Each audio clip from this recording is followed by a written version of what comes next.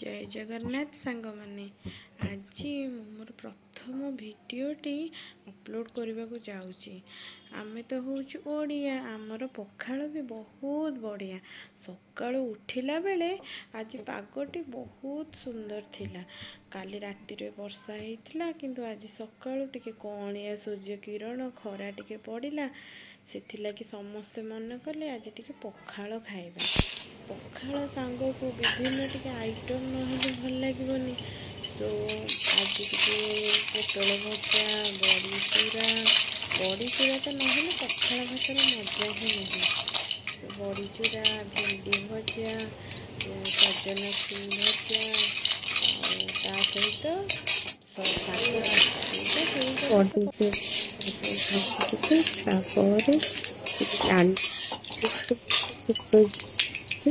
डाली खाइब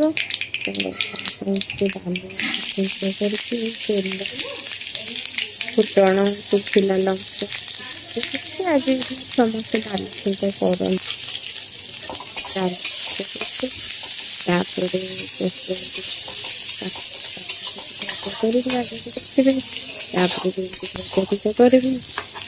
सजना छुई भाजी। कि सबुठ इंटरेस्टिंग कथा है पखाल सहित शागटा टे बहुत भल लगे। घरे करथिला भगवान दयारू आमर घरे जन माउसी आसती से कम कर सजना शागर से जी खाई से जानी से घर आनी सजना शाग देख सजना छुई आलू न पकड़ भाजिले हम आलू पकड़ भाजिले न पकड़ भी चलो। सजना छुई पानी लुण हलदी गोटे साइड में देवे तार टेस्ट भल लगे। देखने मोर डाली आलू अमृतभंडा तार सब पिलार सब सब करते एपटे सजना छुई सिझापी छाड़देली टे सजना छुईटा भाजिले आम घर समस्त पसंद तार पाटी सुआद खाली तेल भाजिले सुखा सुखा लगे। सजना छुईटा बसला सजना छुईटा सिझ सिझी सारा सजना छुई सजना छुईटा सिझा कर बसैली। एपटे कड़े तेल आउ किसी पकईबी भेंडी भजा किसी पड़ेनि खाली सेमती भेंडी पकी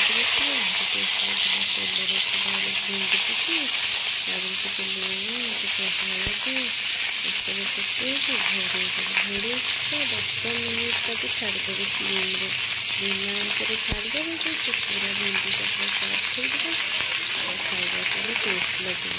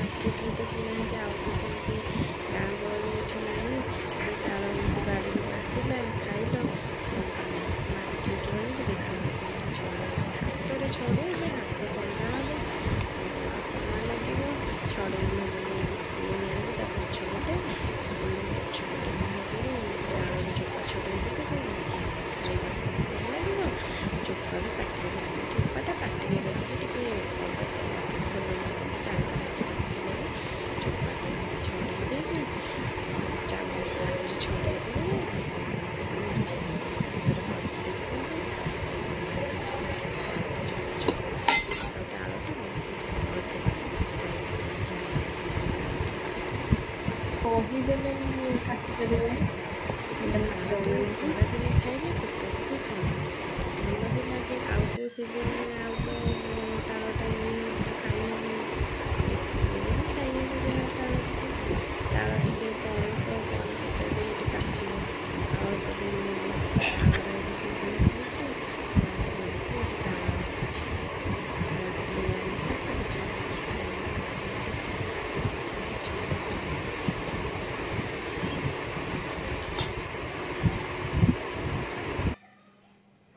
ସେପଟେ ଦେଖିଲା ବେଳକୁ ସେ ସଜନା ଛୁଇଁ ହେଇଯାଇଥିଲା, ତା ସହିତ ତାକୁ ଟିକେ ଏପଟ ସେପଟ କରିଦେଲା କଣ ସିଏ ସେଠି ହେଇଗଲା। ଏପଟେ ଭେଣ୍ଡି ବି ସିଝି ଯାଇଥିଲା, ତାକୁ ବି ଟିକେ ନାକୁ ହାଇ ଫ୍ଲେମ୍ରେ କରିଦେଲେ ସିଏ ବି ସେଇଠୁ ଭଜାଟା ହେଇଗଲା।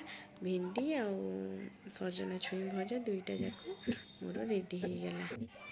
ଦେଖନ୍ତୁ ଭେଣ୍ଡି ଟିକେ ଏମିତି ବଢ଼ିଆ ସେ ନରମ ବି ହେଇଯାଇଛି, ସିଝି ଯାଇଛି, ତା ସହିତ ଭଲସେ ଭାଜିଗଲାଣି। ଦେଖନ୍ତୁ ଏଠି ସଜନା ଶାଗ ସହିତ ସେ ମାଉସୀ ଆମର କାଟିକି ସବୁ ରଖିଦେଇଥିଲେ ସଜନା ଶାଗ ଭାଜିବି ବୋଲି।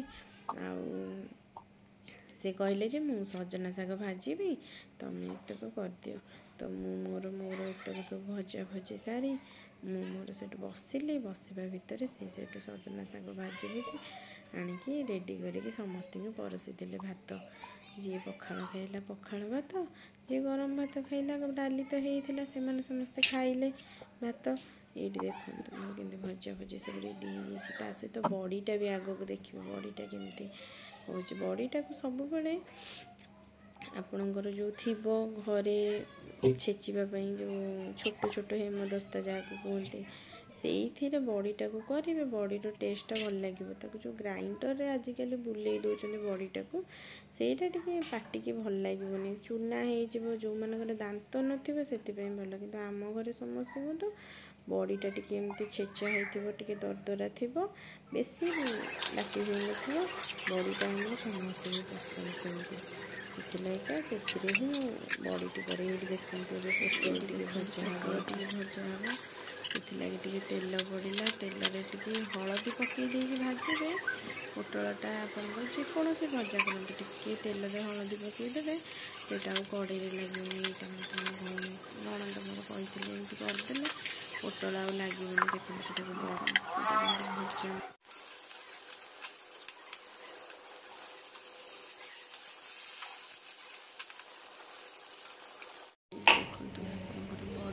ଭାଜିକି ରଖିଥିଲି, ସେ ବଡ଼ିଟା ଏବେ ଟିକେ ରସୁଣର ଚୋପାଟା ଛଡ଼େଇବେନି, ରସୁଣ ସହିତ କଞ୍ଚା ଲଙ୍କା ଟିକେ ଆଗ ଛେଚିଦେବେ। ଛେଚି ସାରିଲା ପରେ ତା ଦେହରେ ଆଡ଼୍ କରିବେ ବଡ଼ି ଆଡ଼୍ କରିକି ତାକୁ ସେଇଠୁ ଆସ୍ତେ ଆସ୍ତେ ଛେଚିବେ। ତା ଦେହରେ ଟିକେ ଲୁଣ ପକାଇଦେବେ, ଯାହାକୁ ସୋରିଷ ତେଲ ପସନ୍ଦ ତା ଦେହରେ ଟିକେ ସୋରିଷ ତେଲ ଟିକେ ପକାଇଦେବେ। ଭଜା ହେଇକି ସ୍ଲାଇଟ୍ ଟିକେ ହେବ ବାସ୍ନା ପାଇଁ ଟିକେ ସୋରିଷ ତେଲ ପକାଇଦେବେ। ପକାଇକି ଟେଷ୍ଟ କରିବେ। ଏଇଟା ହେଉଛି ଆମର ଘର କିଣା ବଡ଼ିରେ ଟିକେ ଚାଉଳ ମିଶାଇ ଦେଉଛନ୍ତି, ତ ସେଇଟା ଏତେ ବି ଟେଷ୍ଟ ଲାଗୁନି। ଏଇଟା ଆମର ଯେହେତୁ ଘରେ ବଡ଼ି କରିଛୁ, ତ ଆର ଟେଷ୍ଟଟା ଭଲ ଲାଗୁଛି, ଖାଇବାକୁ ଭଲ ଲାଗୁଛି।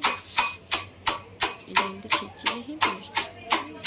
ଗ୍ରାଇଣ୍ଡର ବୁଲେଇଲେ ତା ବାଟିକି ପେଷ୍ଟ ହେଇଯିବ, ତା କାହାର ଟେଷ୍ଟଟା ଟିକେ ତ ଜଣାପଡ଼ିବନି।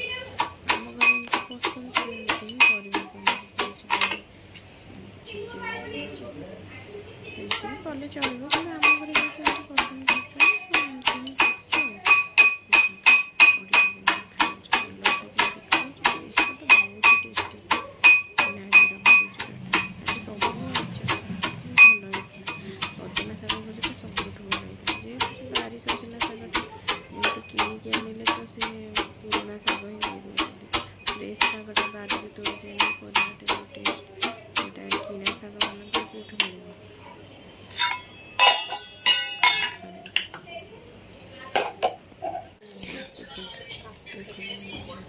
ମୋ ହଜବେଣ୍ଡଙ୍କୁ ଦେଇକି ସେ ଖାଇବାକୁ ବସିଥିଲେ। ଉପରୁ ଠିକ କରୁନୁ, ଏଇଠି ତ ପରିଶ୍ରମ ଧର ହେଇଯିବ ଆଉ। ଭେଣ୍ଡି ଭଜା, ସଜନା ଶାଗ ସଜନା ଛୁଇଁ ଭଜା, ପୋଟଳ ଭଜା, ବଡ଼ି ଚୁରା। ସେ କଣ ଅଛି?